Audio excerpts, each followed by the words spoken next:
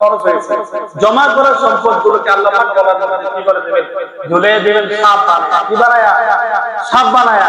এখন মনে করে সাপ যদি একটা রুমের মধ্যে থাকে, আর ওই রুমের মধ্যে যদি আপনি একাই থাকেন, রুমের মধ্যে জানলা দরজা সব লাগে আটকানো থাকে, তাহলে আপনার কি অবস্থা হবে? কোন রুমের মধ্যে আপনারা তুলে দেওয়ার পরে একটা বিষাক্ত সাপ, মানে কাকরেলি সাপ, একটা বিষধর সাপ যদি ওই রুমের মধ্যে ছেড়ে দেওয়া হয়, তাহলে আপনার কি অবস্থা হবে? আপনার হাতে কিছু নাই, লাঠি নাই, কিছু নাই, এমন অবস্থায় একটা ঘরের মধ্যে একটা সাপ আর আপনি, আপনার কলিজায় পানি থাকবে? কথা বলেন। আর ওই সাপটা যদি ওই রুমের মধ্যে আপনাদের দেওয়ার পরে যদি গলার মধ্যে ঝুলে যায়, তখন কেমন হবে? কথা বুঝতে পারতেছেন আমার? বোঝা যাচ্ছে? গলার মধ্যে যদি ঝুলাইয়া দেয় তখন কেমন? শুধু ঝুলাইয়া দিল, তাই যদি এমন ভয় লাগে, তখন কেমন?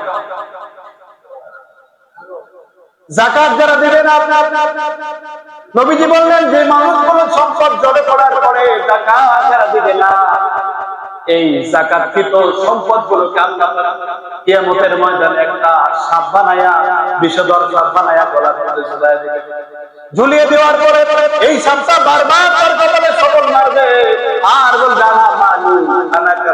আমি তোমার সেই সম্পদ, আমি তোমার সেই সঞ্চিত ধনভাণ্ডার, যে সম্পদগুলো তুমি কামাই করার পরে তুমি বারবার মানুষগুলোকে দাও নাই, আত্মীয় স্বজনের দিকে তাকাও নাই, গরিবদের দিকে তাকাও নাই, প্রতিবেশীর দিকে তাকাও নাই, বারবার ওই সম্পদগুলো তুমি বারবার করছো, আমি তোমার সেই সম্পদ।